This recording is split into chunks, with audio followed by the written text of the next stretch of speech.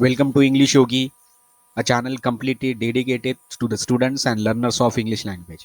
आज की वीडियो में हम we will learn about the basic rules of question tag और जिसको मोर सिंपली हम ये भी कह सकते हैं कि these are the golden rules. अगर ये हमको समझ में आ जाएगा, if we understand these things these rules, so then forming question tag will be very easy for us. ये बच्चों का खेल हमारे लिए बन जाएगा। तो सबसे पहला एक क्वेश्चन हमारे माइंड में आता है कि what is a question tag. तो उसका आंसर ये है कि क्वेश्चन टैग एक क्लॉज होता है और वो कहां पर आता है, eight the end of a statement. और वो आने के बाद after that that statement converts into question, वो क्वेश्चन बन जाता है। और हम क्वेश्चन टैग का इस्तेमाल क्यों करते हैं? For the confirmation. जैसे एक एग्जांपल हम देख सकते हैं यहाँ पर, he is the topper in the exam, तो दैट इज द स्टेटमेंट, ये स्टेटमेंट हो गया है। और जब when we use question tag तो ये ऐसा बन गया है, he is the topper in the exam isn't he.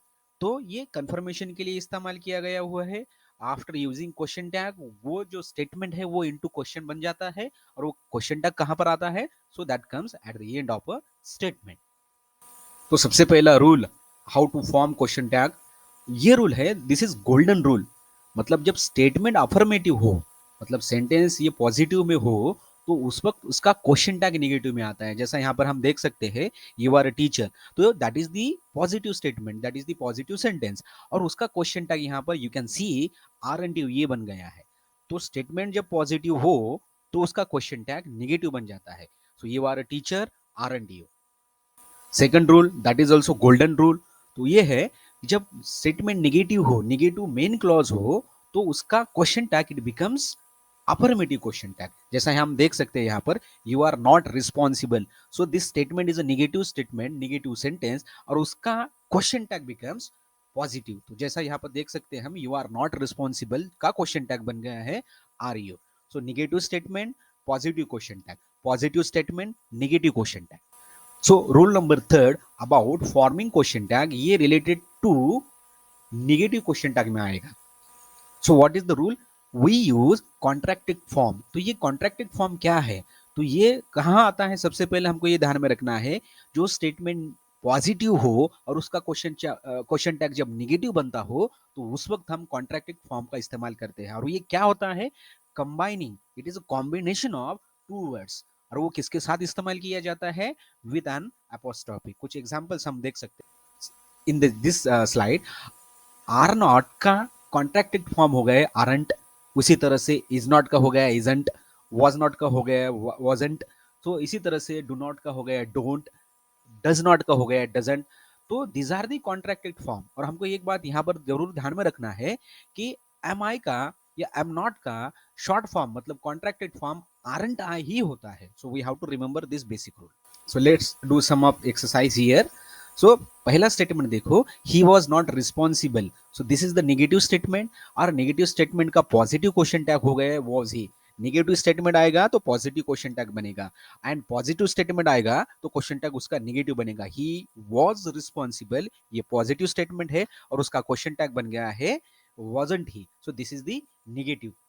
Next rule, how to form question tag, ये है कि जब सिंपल प्रेजेंट टेंस हो तो उस सेंटेंस में क्वेश्चन टैग बनाते वक्त वो यूज डू और डज, हम डू और डज का इस्तेमाल करते हैं। जैसा यहाँ पर हम एग्जांपल देख सकते हैं, ही लाइक्स टू प्ले, तो ये हो गया सिंपल प्रेजेंट में सेंटेंस, और उसका क्वेश्चन टैग बन गया है डजंट ही। हमने डजंट ही का इस्तेमाल इसलिए किया है, सबसे पहले तो हमको ध्यान में रखना है, ही लाइक्स टू प्ले ये हो गया है पॉजिटिव स्टेटमेंट हो गया है, और वो सिंपल प्रेजेंट टेंस में होने की वजह से डज नॉट ही का इस्तेमाल किया है।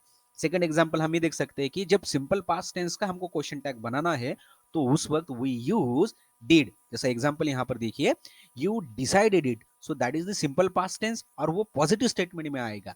सो यू डिसाइडेड इट का क्वेश्चन टैग बनता है डिडंट यू, और didn't you it is a negative tag. So we can tally the rule.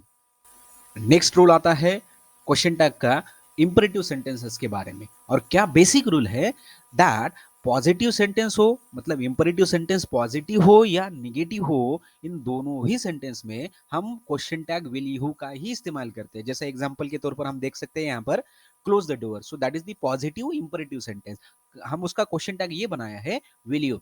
Second example you can see here, don't close the door, and that is the negative imperative sentence, और उसका question tag क्या हो गया है? will you। Third example हम भी देख सकते हैं, let me go, so that is the positive imperative sentence और उसका क्वेश्चन टैग हो गया है विल यू। तो हमें ये ध्यान में रखना है कि इंपरेटिव सेंटेंस का क्वेश्चन टैग हमेशा ही विल यू ही होता है, पॉजिटिव इंपरेटिव सेंटेंस हो या नेगेटिव इंपरेटिव सेंटेंस हो। और एक बात हमें यहाँ पर ध्यान में रखना है, जब लेटस गो हो मतलब लेट के बाद में एपोस्ट्रोफी यस हो तो उसका क्वेश्चन टैग हमेशा शाल वी होता है।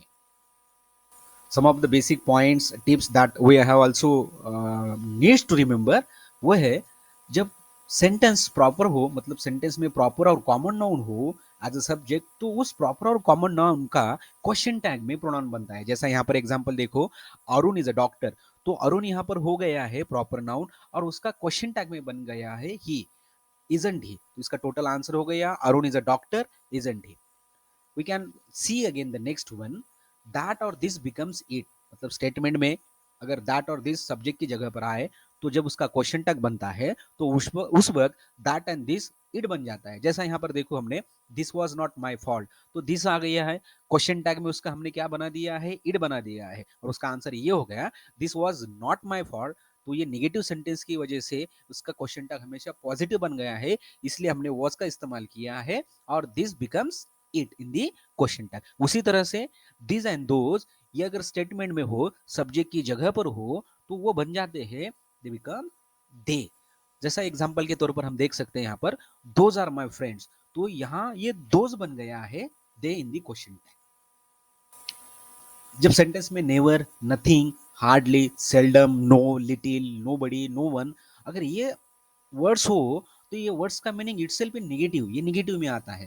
तो उस वजह से जब जब ये वर्ड्स सेंटेंस में आएंगे और हमको क्वेश्चन टैग करना पड़ेगा तो उसका क्वेश्चन टैग हमेशा पॉजिटिव होगा, क्योंकि हमने सबसे पहले देखा था कि अगर स्टेटमेंट नेगेटिव हो तो उसका क्वेश्चन टैग पॉजिटिव बनता है। तो फॉर एग्जाम्पल यहाँ पर देख सकते हैं हम ही नेवर लाई, तो ये हो गया है स्टेटमेंट और that statement is here negative statement. तो नेगेटिव इसलिए है क्योंकि हमने यहाँ पर देखा था नेवर, नथिंग ये जो वर्ड्स है they are giving that negative meaning, तो उसका क्वेश्चन टैग पॉजिटिव बनता है और उसका आंसर ये हो गया है डज ही।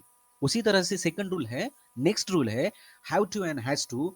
जब भी स्टेटमेंट में आएंगे सेंटेंस में आएंगे तो उसका क्वेश्चन टैग बनता है डू और डज। जैसा यहाँ पर देखो यू हैव टू स्टडी, तो have to in the question tag becomes don't you।